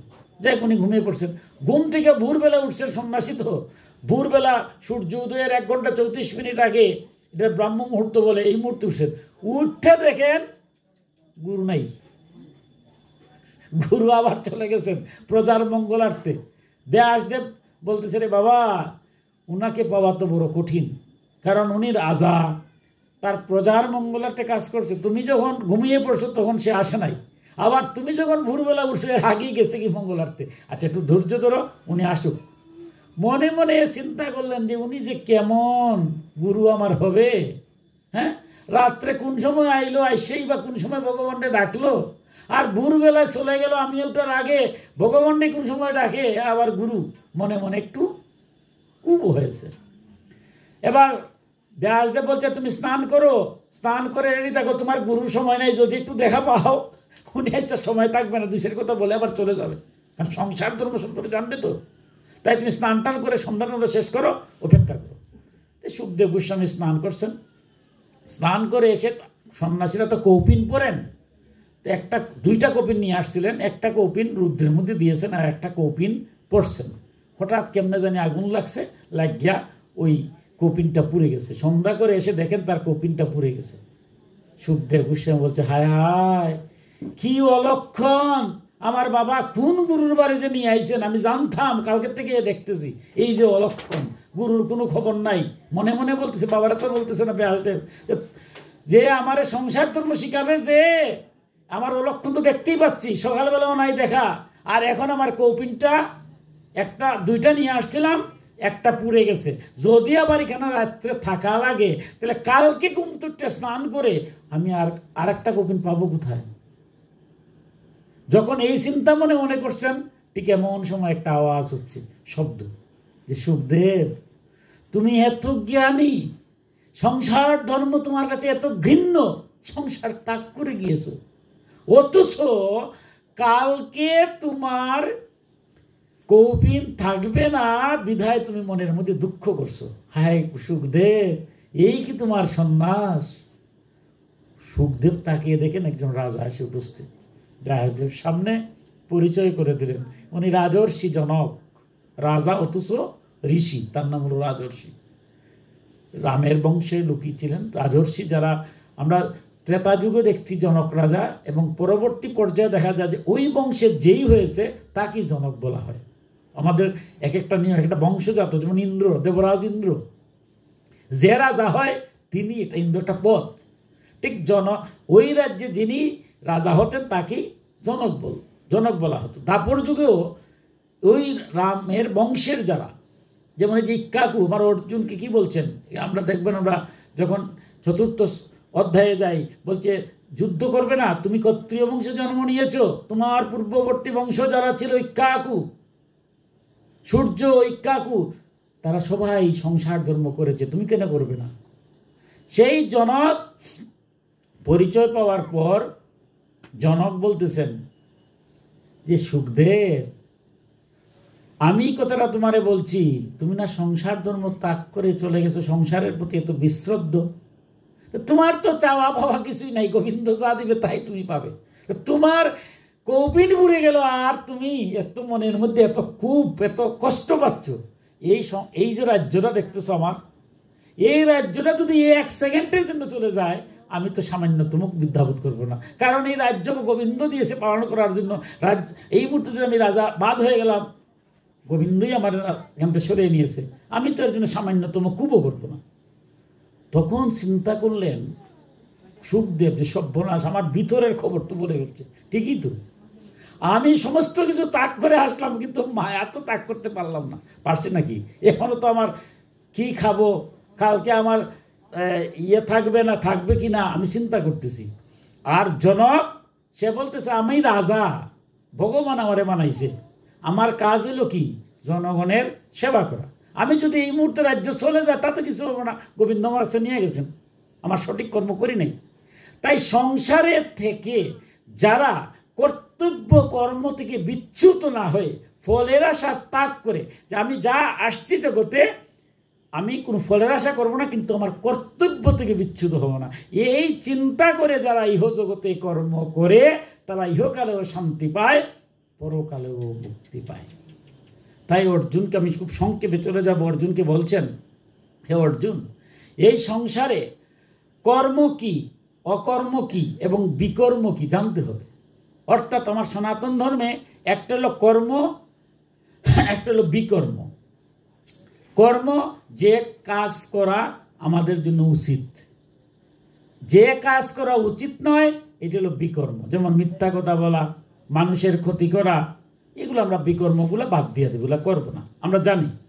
আর যে কর্মটা করব, কর্মে যে অকর্ম দেখে আর অকর্মে যে কর্মে, তিনি হচ্ছে সত্যিকারের বুদ্ধিমান, গীতায় বলছে। অর্থাৎ যে কর্মটা করছি সেই কর্মটা করার আগে ভাবতে হবে এটা গোবিন্দর কাজ, আমারে গোবিন্দ এই কাজটা করাচ্ছে, আমি সঠিকভাবে এই কাজটা করব। এটার ফলে এটা কি লাভ হবে আমার না ক্ষতি হবে, এই কর্তব্য আমার নাই, কারণ গোবিন্দর কাজ করতেছি। এই ক্ষেত্রে গিয়া খুব মধুর ব্যাখ্যা আমার ভাগবতী দিয়েছেন, যে সংসারে যারা আমরা আসছি আমাদের প্রধান কাজ হচ্ছে, অনেক কাজ আছে, অতি সংক্ষেপে বলছি, 3টা প্রধান কাজ। দেখুন, এই মানব জন্ম নিয়েছি, চলে যাব, 3টা কাজের প্রতি আমরা 3টা কাজ কি? যেখান থেকে আমি আসলাম একদিন সেখানেই আমি চলে যাব। আজকে যে উনি চলে গেছেন, বা আমাদের অনেকেরই তো আমরা কেন হারাইছি, কেউ পিতা কেউ মাতা হারাইছি না, এরা কোথায় ছিলেন? আমাদের সাথে ছিলেন। আমার বাবাও চলে গেছেন, তা আমার বাবা যখন চলে গেছেন কান্নাকাটি করছি, 5-7 ঘন্টা করা যায় নাকি? এর ভিতরে বাসি মরা হয়ে যাবে, জগতের নিয়ম। তো যাওয়ার সময় কি আমার উনি যে সম্পদ মানিয়ে গেছেন কিছু দিছি? আমরা কেউ দিছি? কেউ যে যায় আমাদের সংসার থেকে যে চলে যায় তাকে দিলে কেউ নিতে পারবে? নিতেও তো পারবে না, সব রেখে গেছে। আমি যেদিন একদিন সংসার থেকে চলে যাব, আমি কিছু নিয়ে যাব? আমিও কিছু নিতে যাব না। আমরা মানুষ মারা গেলে দেখবেন শ্রাদ্ধের দিন শ্মশান বন্ধু তাকে অত্যন্ত সযত্ন সহকারে তার সেবা করায়, কারণ এই সংসারে বন্ধুর শেষ ছিল না, কিন্তু অন্তিম সময়ে সবাই তো আর শ্মশান বন্ধু হতে পারে না। তাই শেষ বন্ধু শ্মশান বন্ধু হলো সবচেয়ে শ্রেষ্ঠ বন্ধু, যে শেষ মুহূর্তে আমার দেহের মধ্যে প্রাণ নাই, আমি দেখতেছি না, অথচ আমার দেহের, আমি যখন জীবিত ছিলাম তখন আমার প্রতি যে শ্রদ্ধা ভালোবাসা আছে সেটার উপরে ভিত্তি করে সে আমার শ্মশান ঘাটে গিয়ে পঞ্চভূতে আমার দেহটাকে লীন করে দিয়েছে। এর চেয়ে পরম বন্ধু আর নাই। এই জন্য শ্মশান বন্ধুরে আমরা দেখবেন শ্মশান ঘাটে গেলে এখন আমরা নাম লিখি, কে কে গেছে, ওই শ্মশান পর্যন্ত যে যে গেছে তার নামটা লিখি। শ্রাদ্ধর দিন যদি এরা কোনো কারণে আসে না, পরে যেদিন সময় পায় তাকে আমরা এনে একটু সেবা শুশ্রূষা করার চেষ্টা করি, অন্তিম বন্ধু। কিন্তু গোবিন্দ বলছে, দেখো শ্মশান বন্ধু তোমার লোকে কতক্ষণ থাকে এই জগতে, যতক্ষণ দেহটা থাকবে। দেহটা যখন পঞ্চভূতে লীন হয়ে যাবে তখন কি শ্মশান বন্ধু শ্মশানে থাকবে? কেউ কি থাকে? থাকে না, শ্মশান বন্ধু চলে আসে। কিন্তু পরমাত্মার অংশ জীবাত্মা যে দেহের মধ্যে আছে, দেহটা তো চলে গেল, কিন্তু আত্মাটা কোথায়? আত্মা কি আগুনের সাথে দগ্ধ হয়েছে? যে বলছেন দগ্ধ করা যায় না, আত্মা তো চলে গেছে। আকাশস্থ নিরালম্ব বায়ুভূত নিরাশ্রয়, সে ঘুরতেছে, একটা বছর ঘুরবে। একজন লোক মারা গেলে সে আত্মাটা 1 বছর ঘুরে, বৎসনান্ত শ্রাদ্ধ বলি। কেন বলছি? দেবলোকে 6 মাসে 1 দিন, 6 মাসে 1 রাত্রি, আমাদের হিসাবে 1 বছর। মাঘ মাস থেকে শুরু হয়, মাঘ ফাল্গুন চৈত্র বৈশাখ জ্যৈষ্ঠ আষাঢ়, এই 6 মাস হলো দেবলোকে দিন। এর পরের 6 মাস দেবলোকে রাত। এই 6 12 মাসে মিলে আমরা 1 বছর। 1 বছর হইলো তার 1 দিন 1 রাত। এই আত্মাটা 1 দিবারাত্র আকাশস্থ নিরালম্ব বায়ুভূত নিরাশ্রয় ঘুরতে আছে, কোথায় স্থান নাই। এরপরে এই আত্মার বিচার হবে, সে ভালো করলো না খারাপ করলো। যদি খারাপ করে তার শাস্তির ব্যবস্থা আছে, ভালো যদি করে তো স্বর্গভোগ আছে। এরপরে সিদ্ধান্ত হবে সে কি আবার এই পৃথিবীতে আসবে না গোবিন্দের পার্শ্বদ হয়ে থাকবে, ইত্যাদি ইত্যাদি। সেই জন্য আমার বলছে, যেদিন আমি এখান থেকে চলে যাব, শ্মশান বন্ধু তো চলে আসলো, সেই আত্মার সাথে কে গেল? কেউ গেছে? দেহ পর্যন্ত গেল শ্মশান, এরপরে আত্মার লোকের কেউ আসেনি, আর নাই। কিন্তু একজন আছে, তো দীনবন্ধু বলি আমরা ভগবানকে। কেন বলছি দিনের বন্ধু? দিন মানে দরিদ্র। যখন এই আত্মাটা আকাশস্থ নিরালম্ব বায়ুভূত নিরাশ্রয় হয়ে কর্মফলের জন্য সে প্রস্তুত হচ্ছে, এবার তার সাথে কেউ আসেনি, কোনো বন্ধুই জগতে। কিন্তু অনাদি রাধে গোবিন্দ বলছেন সেই দিনও আমি থাকি। এই জন্য তাকে নামার একটা নাম হচ্ছে দীনবন্ধু, দিনের বন্ধু, জগতের নাথ। এই সংসারে কেউ যেদিন থাকবে না, জগতের যিনি নাথ তিনি তো একজন মা। হয়তো তার একটা ছেলে ভালো হয়েছে, একটা মন্দ হয়েছে, তাই মা কি মায়ের সাথে তার নারীর টান, মা কি সন্তানকে ফেলে দেয়? ফেলে দেয় না। ঠিক তেমনই হবে গোবিন্দের সন্তান তো আমরা, গোবিন্দ ফেলায় না। তাই তিনি জগতের নাথ, জগন্নাথ সবসময় থাকেন। তাই বলছে প্রথম কর্মটা, যেদিন দীনবন্ধু বা জগন্নাথ আমার সাথেই থাকবেন, এই সংসারে যেন আমরা দীনবন্ধু বা জগন্নাথ থেকে যেন বিচ্যুত হই না। অর্থাৎ দীনবন্ধু গণাদিরাদি গোবিন্দ, তার থেকে যেন আমরা বিচ্যুত হই না। তাই আমার নবম অধ্যায়ে গিয়ে শ্রীকৃষ্ণ বলছেন যে, যে বা যাহারা কোনো কিছু পাওয়ার জন্য অন্য দেবদেবীর পূজা করে, তারা জেনে কিংবা না জেনে আমারই পূজা করছে, কারণ সমস্ত দেবদেবীর আমার অঙ্গ। আমার সনাতন ধর্মে কোনো ঝগড়া নাই। একমেই বদ্বিতীয়াম, আমি এক, আমার কোনো দ্বিতীয় নাই। বিপ্রদা বহুধা যদ বদন্তি, জ্ঞানীগণ বিপ্রগণ আমার বিভিন্ন রূপে ডাকে। অর্থাৎ তিনি এক এক সময় এক এক রূপে আবির্ভূত হয়েছেন। ভক্ত যে যেটা ভালো লাগে ওইটা করুক, কিন্তু একজন কি ডাকছে। এই জন্যই সনাতন ধর্মে কোনো পূজা পার্বণ যজ্ঞ অনুষ্ঠান, যে কোনো পূজা, বিষ্ণু পূজাই হোক, কৃষ্ণ পূজাই হোক, দুর্গা পূজাই হোক, লক্ষ্মী পূজাই হোক, দেখবেন পঞ্চদেবতার পূজা করা হয়। এই যে গীতা পাঠ হচ্ছে, ভাগবত পাঠ হচ্ছে, প্রথম পঞ্চদেবতার পূজা। কার? গণেশের পূজা, সূর্যের পূজা, বিষ্ণুর পূজা, শিবের পূজা, দুর্গার পূজা। অর্থাৎ 5টা মত আমাদের মধ্যে আছে। যারা গণেশের আরাধনা করে তারা গণপত্য, যারা সূর্যের আরাধনা করে তারা সৌরভ, যারা বিষ্ণুর আরাধনা করে তারা বৈষ্ণব, যারা শিবের আরাধনা করে তারা শৈব, যারা আদ্যাশক্তি মাতৃরূপে ভগবানকে ডাকে তারা হলো শাক্ত, কৌশিকী বা দুর্গা। অর্থাৎ একই ঈশ্বর বিভিন্ন সময় রূপ হয়। তাই আগে আমার তত্ত্ব বুঝতে হবে। আমার গুরুদেব যে দিয়েছেন উনি আমার ইষ্ট, বাকিরা হচ্ছে দেবতা। তাই গীতায় বলছেন কোনো দেবতার নিন্দা করা যাবে না, কারণ ভগবানের রূপ তো না বুঝে যদি অন্য দেবতার রূপ করো। ভাগবতে গিয়ে দেখছেন কি মধুর কথা, 4th স্কন্ধে স্বয়ং ব্রহ্মার পুত্র দক্ষ মহারাজ বিষ্ণু ভক্ত, অথচ শিব নিন্দা করেছিলেন, শিবহীন যজ্ঞ করেছিলেন। শেষে কি হলো পরিণাম? বলভদ্র এসে তার মাথাটাকে কেটে যজ্ঞের মধ্যে দিয়েছে, আর ছাগলের মুন্ড লাগাইছে দক্ষরাজের। এটা ভাগবতের কথা। কারণ যারা দেব নিন্দা করে এরা বুঝে না, এটা ছাগলের মুন্ড। তাই সনাতন ধর্মে আমরা একটা জিনিস বারবার বলছি, আমরা ছাতাটাকে যেন ছিদ্র করি না। আমি বড়, আমি শ্রেষ্ঠ, আমার আরাধ্য শ্রেষ্ঠ, এগুলা যারা জ্ঞানহীন তারা এগুলা বলে। আমার পরিচয় আমি সনাতন, আমি বৈষ্ণব না শাক্ত না গানপত্য, এগুলো আমার পরিচয় নয়। আমার পরিচয় একটাই, আমি সনাতন। আমার ধর্ম যেটা বলছে সঠিক, বেদ, বেদকে ভিত্তি করে সমস্ত কিছু, সব তত্ত্ব এক কথা, এক মেব অদ্বিতীয়ম। আমার ভাগবতে গিয়ে স্বয়ং বিষ্ণু এসে সেই যজ্ঞে বলছেন যে শিব আমার আত্মা স্বরূপ, ব্রহ্মা আমার পুত্র স্বরূপ, দেবতারা আমার অঙ্গ স্বরূপ। যারা এই তত্ত্ব না জেনে কর্ম করে এরা ইহকালে অশান্তি, পরলোক মুক্তি নাই। আর যারা এই তত্ত্ব জেনে আমাহতি সমস্ত বিশ্ব ব্রহ্মাণ্ড, তারা ইহকালে শান্তি, পরকালে মুক্তি হয়।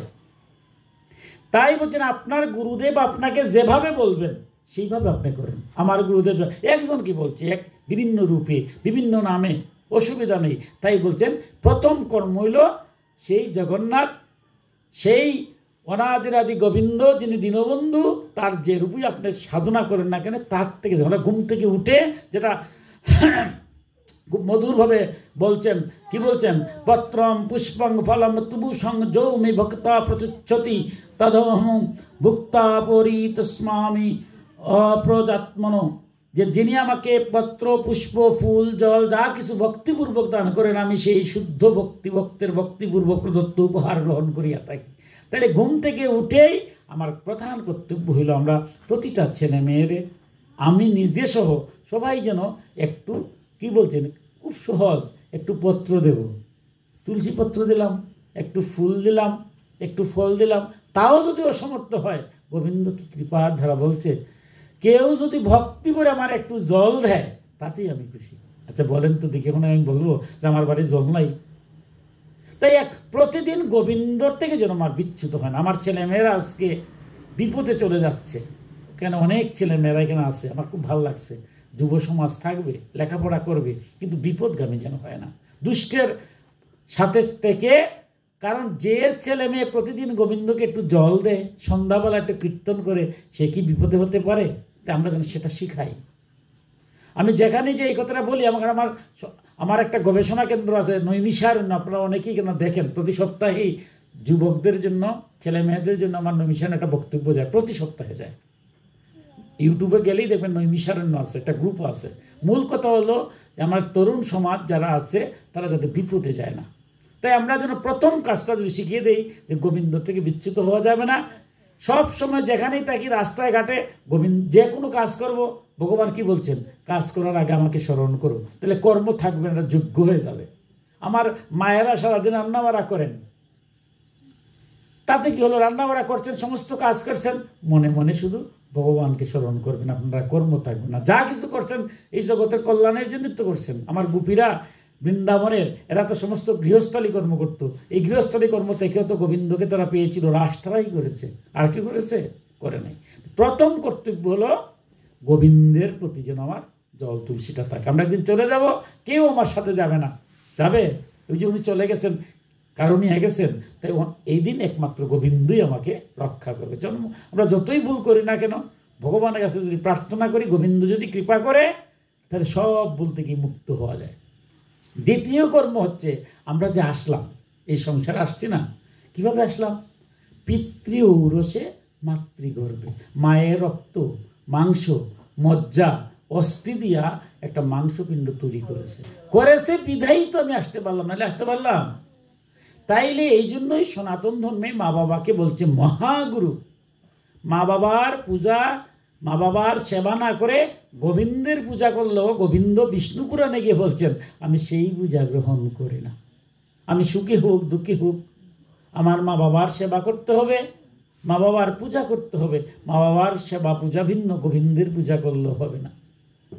স্বয়ং ভগবান শ্রীকৃষ্ণ যখন তিনি ছোটোবেলায় গিয়েছেন, বন্ধু বান্ধব প্রশ্ন করেছে, তার সাথে যারা সখা ছিল, যে সনাতন ধর্মে প্রধানত গুরু কয়জন? বলছেন 3 জন। কে? প্রথম যে তিনজন গুরু যদি থাকেন, প্রথম যে একজন মহাগুরু নানি, তো বলছে মহাগুরু একজন, এরপরে গুরু, এরপর হচ্ছে পরম গুরু। তো বলছেন মহাগুরুকে, যে মা বাবা। দ্বিতীয়কে গুরু, যিনি অজ্ঞানতিমিরান্ধস্য জ্ঞানাঞ্জন শলাকয়া চক্ষুরুন্মিলিতং যেন তস্मै শ্রী গুরু নেব, যে গুরু সমস্ত অন্ধকার দূরীভূত করে গোবিন্দের কাছে নিয়ে যায়। আমরা এই যে পূজা পার্বণ যজ্ঞ যাই কিছু করে আগে আমরা কি করি? গুরুরে সমঝাই দিই। কারণ গুরু যদি কৃপা না করে তাহলে আমার যত ভুল হবে প্রত্যেকটার বিচার হবে, কিন্তু গুরুর কৃপায় সমস্ত ভুল থেকে মুক্তির লেগে আমরা আগে গুরু পূজা করে গুরুরে সব সমঝাই দিই। কীর্তন করেন আগে গুরু বন্দনা, সব জায়গায় গুরু বেনম, পরম গুরু বেনম, পরাপর গুরু বেনম, পরাবৃষ্টি গুরু বেনম দিয়ে, তাহলে ভগবানকে পূজার আগে কার পূজা করতে হয়? গুরুর পূজা করতে হয়। কারণ গুরুর মধ্য দিয়ে গোবিন্দের কাছে যেতে হয়। সুদামা বলছে যে ঠিক আছে, এটা মানলাম, কিন্তু তুমি তো মহাগুরু বলেছো মা বাবা, মহাগুরু বলছো মা বাবাকে কেন বলছো? যে দেখো এই সংসারে যদি মা বাবা না থাকতো তাহলে কি দেহ নিয়ে এই সংসারে আসতে পারতাম? আমার বাবা পিতৃ ঔরসে মাতৃগর্ভে, মা যে কত কষ্ট করে প্রসব যন্ত্রণা করেছে, তার পেটে যে 10 মাস 10 দিন রাখছে তার কথা বাদই দিলাম, কিন্তু তার রক্ত মাংস মজ্জা অস্থি দিয়ে যে আমার দেহখানা তৈরি করতো না যদি আমার মা, তাহলে কি জগতে দেখতে পারতাম? তাই মা বাবাকে সনাতন ধর্মে বলছে মহাগুরু। পিতা স্বর্গ পিতা ধর্ম পিতা ই পরমম তপ পিতরি প্রতিমাপন্নে প্রিয়ন্তে সর্বদেবতা। দেখুন কি অবস্থা! পিতাই স্বর্গ, পিতাই ধর্ম। পিতা খুশি হলে দেবতারা খুশি, পিতা অসন্তুষ্ট হলে দেবতারা অসন্তুষ্ট। দেখবেন সময় স্বল্পতা তো যাচ্ছে না, আশ্বিন মাসে যখন অকাল বোধন হয়, দেখবেন মা আদ্যাশক্তিকে পূজা করার আগে 15 দিন তর্পণ করা হয়। পিতৃলোক যারা মা বাবা নাই তারা উদ্দেশ্যে জল দিতে হয়, কারণ মারে পূজা করার মতো হাত শুদ্ধ হয় না যদি যদি তর্পণ না করি। অর্থাৎ যারা মা বাবা নাই তারা আগে তারা মা বাবাকে জল দিয়ে তবেই পূজা করার যোগ্য হতে হয়। আর যারা মা বাবা আছে একটু ভাগ্যবান, এর মতো ভাগ্যবান কে আছে? তাই মাতৃপ্রণামে বলছেন যৎ প্রসাদ জগৎ দৃষ্টং পুণ্য কাম যদাশিসা প্রত্যক্ষ দেবতাই মে তস্যই মাতৃনম। যার প্রসাদে এই যে দেহটা পেলাম, মাংসপিণ্ডটা কোথা থেকে আসছে? মায়ের রক্ত মাংস মজ্জা অস্থি দিয়া পিতৃ ঔরসে এই দেহখানা পেলাম। মাতৃদুগ্ধ 1 ফোঁটা মায়ের দুধের নিষেধ করতে পারে না, আর বাদ বাকিতে সব বাদ। তাই বলছে উনি প্রত্যক্ষ দেবতা। সন্তানের কাছে মা হচ্ছে প্রত্যক্ষ দেবতা। তাই মা বাবার আমরা সুখে দুঃখে যাই করি না কেন, মা বাবাকে কোনো ত্যাগ করা যাবে না, মা বাবার কথা শুনতে হবে, তাইলে গোবিন্দ খুশি হয়ে যাবেন। এরপরের কাজটা কি বলছেন? জগৎ কল্যাণ। জগতের কল্যাণ হবে। জগতের কল্যাণ আমার পরিবার থেকে শুরু করি। আজকে যে যার অনুষ্ঠান আয়োজন করেছে আমার অজয় কুর্মী, তার কাকুর জন্য করছে, এটা আমার কর্তব্য। কাকা জেঠা জেঠিমা ভাই ভগ্নী, এই যে পরিবার নিয়ে আসি, সমাজ নিয়ে আসি, সমাজে একজন বিপদে পড়ছে তার জন্য আমি কাজ করব। দেশের একজন বিপদে পড়ছে, আত্মীয় স্বজন পড়ছে, সবার জন্য। জগতে সবার মধ্যে তো ভগবান আছেন। তাই যে কর্ম করলে জগতের কল্যাণ হয়, মঙ্গল হয়, ভগবান বলছেন সেই কাজটা তো আমারই কাজ। আমি একজন শিক্ষক হই, একজন প্রকৌশলী হই, একজন ডাক্তার হই, একজন শ্রমিক হই, একজন কৃষক হই, যে যে কাজ করছি সবাই তো জগতের কল্যাণের জন্য, সবই তো ভগবানের। কৃষকরা যদি জমি চাষ না করতো তাহলে গোবিন্দরের মুখ ধোয়া যাইতো। শ্রমিকরা যদি শ্রমিক কাজ না করতো তাইলে তার দ্বারা প্রাপ্ত জিনিস কি গোবিন্দরে দেওয়া যাইতো? আজকে আমরা বস্ত্র দিলাম, কৃষ্ণরে বস্ত্র তো তৈরি করলো কেন? একজন শ্রমিকই তো তৈরি করছে। একটা ফল দিলাম, ফলটা কে তৈরি করছে? এবং শ্রমিকই তো চাষ করে তারপর না সৃষ্টি করছে। এগুলো কি সবটি তো গোবিন্দ।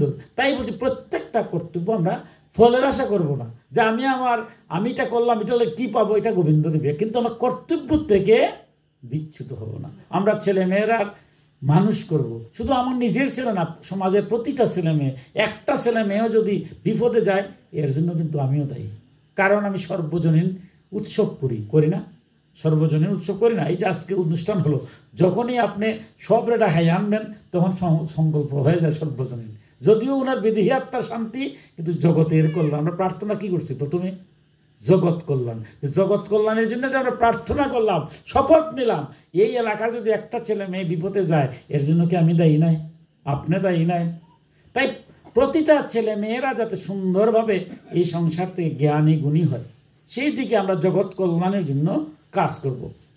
আমরা বক্তব্য দীর্ঘায়িত করব না, শেষ করে নেব একটা উদাহরণ দিয়ে। একটু কীর্তন, অবশ্যই মধুর কীর্তন। এখানে অনেক কীর্তনীরা আছেন, আমার বাবাজি, যার কীর্তন শোনার জন্য আমি আগ্রহ থাকি। ওনার একটু কীর্তন শুনবো, কি মধুর কীর্তন। এই বয়সে এসে যখন কীর্তন করেন, আমার ইয়েতে মিশারণে প্রায় ওনার কীর্তনটা আমি শুনি, আমার মাও শুনেন, কি মধুর কীর্তন। এখানে অনেক কীর্তনী আছেন, আমি আর দীর্ঘায়িত করবো না, একটা কথা শেষ করে নেব, সময় তো আর শেষ হয় না। আমরা কেউ যদি মারা যায়, মারা যাওয়ার পরে আমরা গীতা পাঠ করি, তাদেরকে খাওয়াই, কীর্তন করি। কেন করছি? যদি কর্মের দ্বারা, এখানে একটা কঠিন কথা, যেহেতু কর্ম, এই কথাটা বুঝাইতে হবে, কর্মের বন্ধনেই যদি আমার 84 লক্ষ জুরি পরিভ্রমণ করতে হয়, তাইলে একজন মানুষ মারা গেলে সনাতন ধর্মে শ্রাদ্ধ করে লাভটা কি? সে তো তার কর্মের ফল অনুসারে মুখ করবে। আমার মতো অধমের তো এরকমই মনে হয়। তাইলে আমার শ্রাদ্ধ দরকার কি? কীর্তনের দরকার কি? গীতা পাঠের দরকার কি?